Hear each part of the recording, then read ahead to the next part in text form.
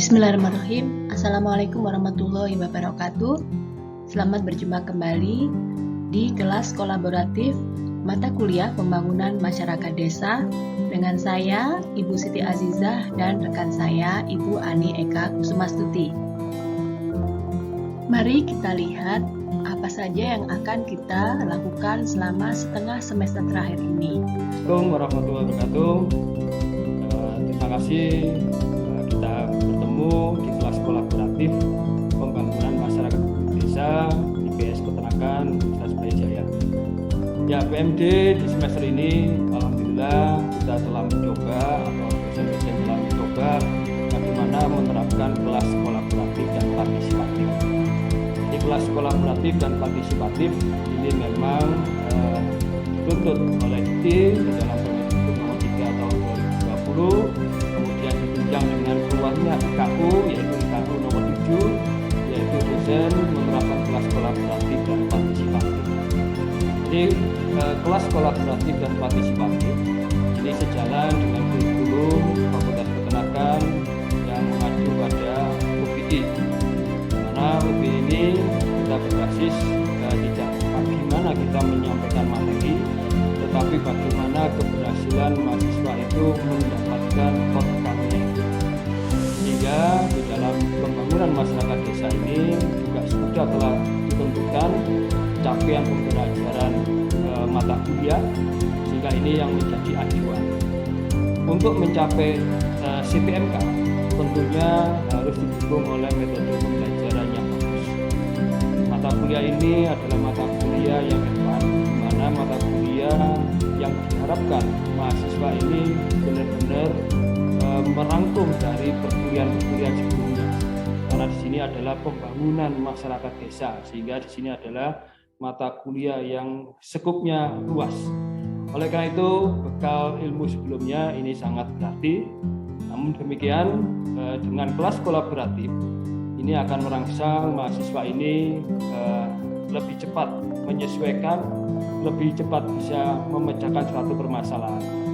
Jadi di dalam pembangunan masyarakat desa, dosen-dosen yang ada di mata kuliah ini mencoba menerapkan yang pertama adalah project based learning, di mana kelompok-kelompok mahasiswa ini dipersilakan mencari potensi-potensi desa yang ada di sekitar ataupun di dekat rumahnya. Yang penting di situ adalah bagaimana mencari potensi itu. Dengan project based learning, maka mahasiswa akan terjun langsung. Dia akan mencoba melihat apa yang terjadi di dalam masyarakat tersebut. Tentunya sebelumnya telah diberikan rambu-rambu oleh dosen apa saja yang harus dilihat dan apa saja yang nanti harus dikembangkan. Dengan demikian, maka mahasiswa sudah memiliki bekal rambu-rambu itu, sehingga pada saat terjun ke desa, dia akan tahu potensi apa yang akan dia lihat dan potensi apa yang menjadi indikator utama maupun indikator tambahan. Dengan demikian, setelah project based learning ini, maka selanjutnya diterapkan juga di dalam mata kuliah pembangunan masyarakat desa ini dengan menggunakan metode think, pair, and share, di mana apa yang telah didapatkan oleh mahasiswa di desa akan didiskusikan di dalam grup-grup kecil. Tentunya masing-masing mahasiswa ini akan mengutarakan pendapatnya masing-masing, dan ini pendapat ini tentunya semuanya bisa benar. Dan ini adalah sangat tergantung dari bagaimana nantinya di dalam diskusi itu kita mau menarik kemana dan mana yang paling betul. Saya katakan tadi semuanya betul, maka yang sekarang ini adalah mencari bagaimana yang paling tepat untuk melakukan pembangunan desa ini. Oleh karena itu, di dalam diskusi ini karakter mahasiswa juga menjadi sesuatu yang kita harapkan, di mana masing-masing mahasiswa ini tentunya akan mengutarakan pendapatnya masing-masing. Ya, contoh sederhananya, mahasiswa diterjunkan ke desa, di sana ternyata banyak masyarakatnya tidak memakai sepatu. Ini contoh sederhananya aja. satu mahasiswa mengatakan bahwa di daerah ini potensi untuk menjual sepatu. Sementara mahasiswa yang satunya mengatakan daerah ini atau desa ini tidak layak atau tidak memiliki market yang bagus untuk menjual sepatu. Nah, pendapat ini dua-duanya berbeda, tetapi kedua-duanya ini mempunyai alasan yang berbeda. Alasan yang pertama yang mengatakan bahwa ini layak karena marketnya besar, karena banyak yang belum pakai sepatu, sehingga nanti akan terjual sepatunya dalam jumlah yang besar. Yang satu mengatakan ini tidak bisa memakai sepatu, sehingga kalau kita jual pun tidak akan dibeli. Maka disinilah di dalam TPS ini, di dalam grup ini akan membahas upaya-upaya apa yang harus dilakukan, dan dari dua pendapat itu tadi, pendapat yang mana yang nanti akan diperkuat. Ya tentunya pendapat itu artinya mempunyai suatu strategi. Kalau itu pendapatnya tetap adalah sepatu tadi menjadi market yang bagus di desa ini, maka disinilah strategi yang harus dimunculkan itu apa. Sama dengan pembangunan masyarakat desa di sini. Desa tentunya memiliki tadi potensi yang berbeda-beda. Namun demikian, tidak cukup kita bicara potensi. Kita juga harus bicara bagaimana tantangan, bagaimana kendala, kelemahan yang ada di desa itu. Termasuk di dalam hal ini adalah kendala dalam segi sumber daya alam maupun sumber daya manusianya.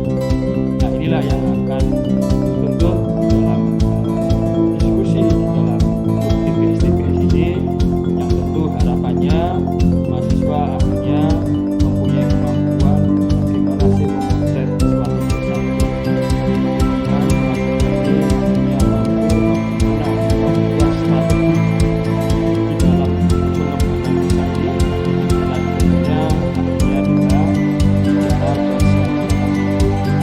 Setelah diskusikan dengan mantap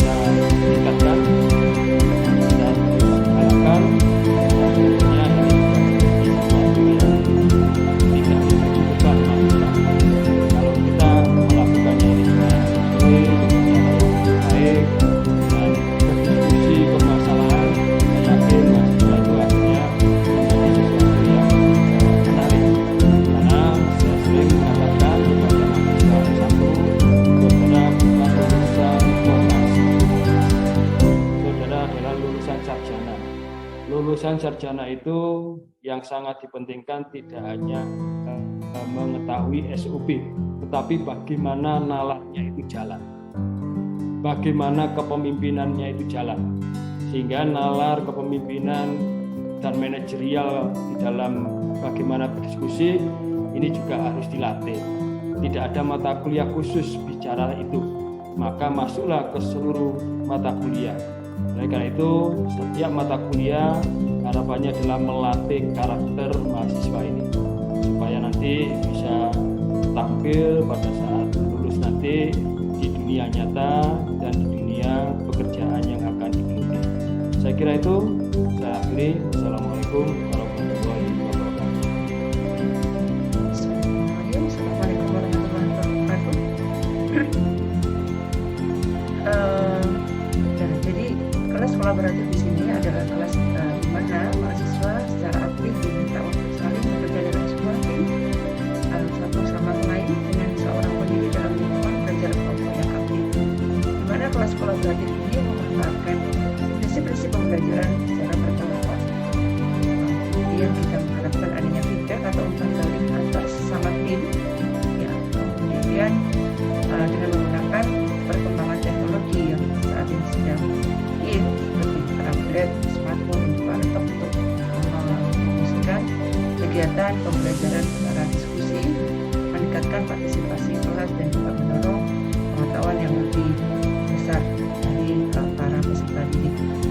kolaboratif juga mengacu pada situasi pengajaran yang menekankan pendidikan secara berkelompok. Di mana dalam kelas kolaboratif, mahasiswa didorong untuk berpikir secara kritis, berpikir dalam mampu untuk memecahkan masalah, dan juga menawarkan umpan balik kepada teman-teman yang ada dalam timnya.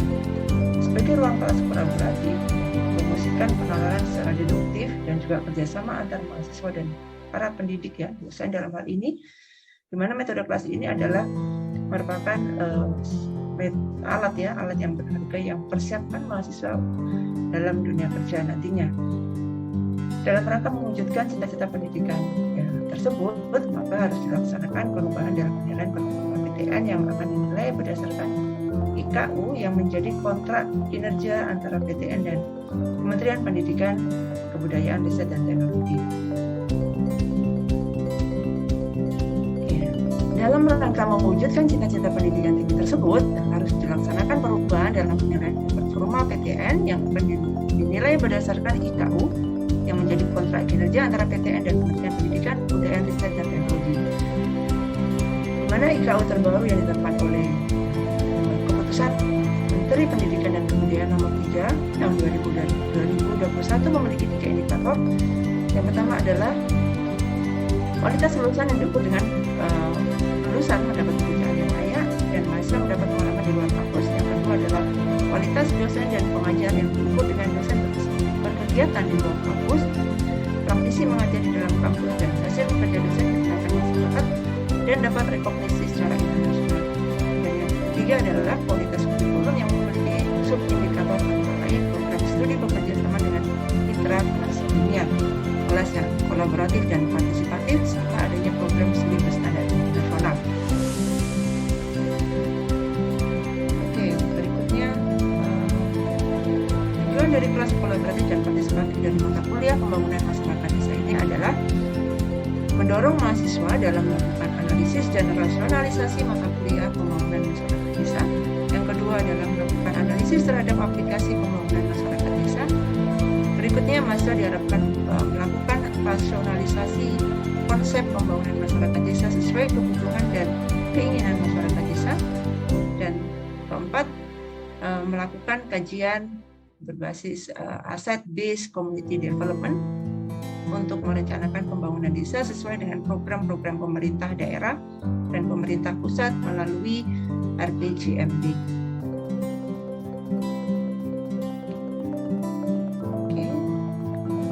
Kemudian selanjutnya mata kuliah ini juga membahas tentang aplikasi pembangunan masyarakat desa untuk menerapkan konsep-konsep pembangunan masyarakat desa tersebut dengan dikaitkan dengan mengeksplorasi aset-aset desa, bagaimana mengubah kekurangan menjadi sebuah potensi.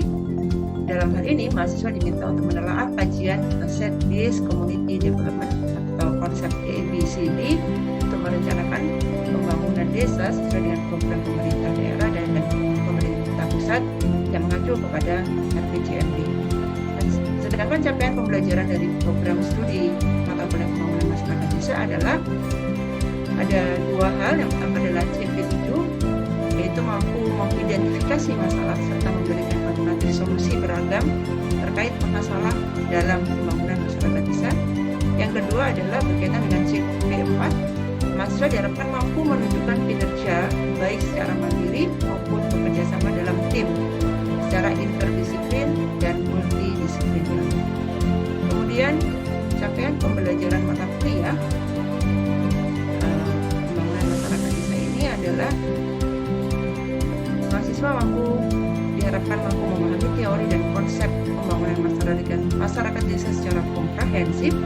Yang kedua, mahasiswa mampu merencanakan program-program pembangunan masyarakat desa serta memberikan solusi atau menawarkan opsi-opsi solusi terhadap masalah-masalah yang ditemui atau dihadapi oleh masyarakat di pedesaan.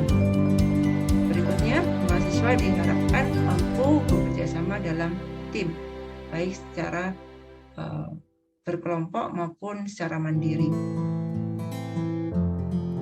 Saya rasa demikian terkait dengan mata kuliah, terkait dengan kelas kolaboratif mata kuliah pembangunan masyarakat desa. Assalamualaikum warahmatullahi wabarakatuh. langsung untuk menyampaikan hasil diskusi kelompoknya. Tadi kelompoknya Daniel kalau nggak salah ya. Baik Bu, izin share screen. Ya, silakan.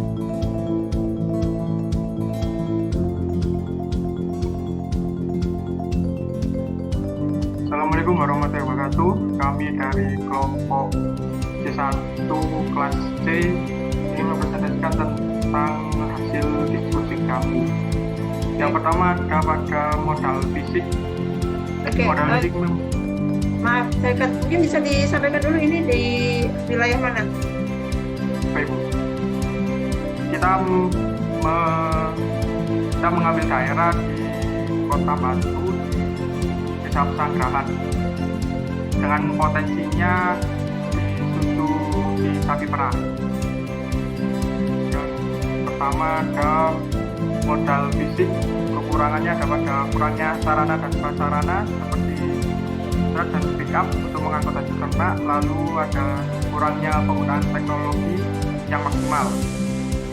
Dengan kekurangan seperti ini bisa ditingkatkan pada potensi untuk pengadaan kendaraan umum yang dapat dipakai oleh masyarakat bersama. Lalu ada peningkatan susu dengan menggunakan mesin. Meskipun memang masih banyak peternak yang masih belum tahu cara menggunakan mesin perah, namun potensi ini masih bisa dikembangkan. Lalu cara mengubah kekurangan menjadi potensi pengadaan kas bulanan untuk mencicil pembayaran kendaraan truk dan pickup, penyusunan program pemerintah daerah, program pembangunan infrastruktur dari pemerintah Kota Batu. Lalu ada yang kedua adalah pada modal manusia. Kekurangannya ada pada pengetahuan dan keahlian dalam manajemen ternak. Potensi yang bisa ditingkatkan dengan menggunakan fasilitas sosialisasi untuk meningkatkan wawasan peternak dalam manajemen ternak. Karena di Pesanggerahan ini masih banyak peternak yang menggunakan manajemen secara tradisional sehingga banyak produksi yang kurang maksimal, sehingga manajemen ternaknya harus ditingkatkan. Lalu cara mengubah kekurangan dan potensi diadakan sosialisasi selama 1 bulan sekali secara rutin. Penyesuaian dengan program pemerintah, program 4P4S, Pusat Pelatihan Pertanian dan Pemberdayaan Swadaya.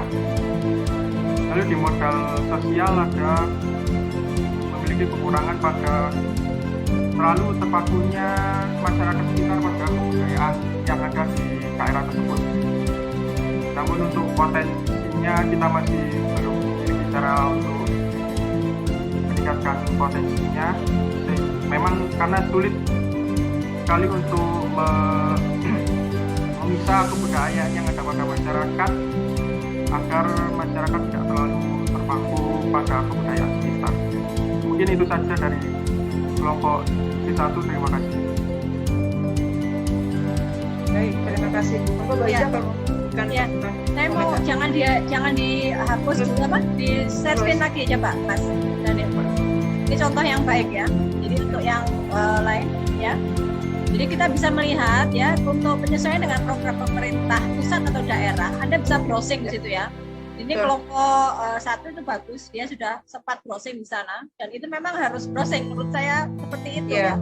Betul. Kemudian untuk budaya sekitar itu bagus, itu potensinya banyak banget Mas Daniel ya. Jadi atau kelompok lain ini bisa ditiru. Jadi ketika dia itu dengan budaya itu sangat tertingkat, maka kita bisa memasukkan teknologi lewat budaya baru.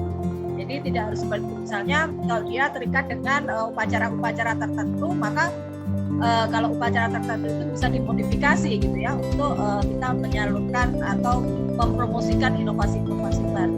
Jadi tolong yang lain ya ini bisa ditiru ini untuk penyesuaian dengan program pembangunan pusat dan daerah, silakan browsing ya. Kemudian untuk potensi itu selalu ada hal baik, hal yang buruk gitu aja ya. Jadi ya pesan saya itu aja. Mungkin Mbak Eka mau menambahkan? Ya, saya rasa sudah dijelaskan Bu Aziza. Jadi program P4S ini memang konkret ada di situ memang. Dan salah satu dari kita ada yang meneliti tentang itu juga ya Bu ya. Sudah lulus di Ambar ya. Ya, ya. Jadi ini yang tadi disampaikan Bu Aiza, tolong digali lagi yang kesesuaian dengan program itu ya, program pusat program pemerintah di level setempat ya daerah. Dan juga masih banyak yang bisa digali sih kalau maksudnya infrastruktur itu juga banyak ya sebenarnya, mungkin tidak hanya sekedar transportasi ya, mungkin ada aspek lain yang bisa untuk dikritisi lagi ya setelah kalian cermati dari data-data yang ada di situ. Jadi saya rasa karena juga kalian masih punya waktu untuk bisa melengkapi data-data yang ada di sini, silakan disempurnakan, diskusikan di masing-masing kelompoknya, dan juga nanti di pekan berikutnya harapannya bisa lebih lengkap lagi gitu ya, lebih lengkap lagi. Kemudian di masing-masing hasil diskusi di tiap pekannya itu bisa dikumpulkan di drive yang sudah disediakan di masing-masing. Saya rasa itu sudah.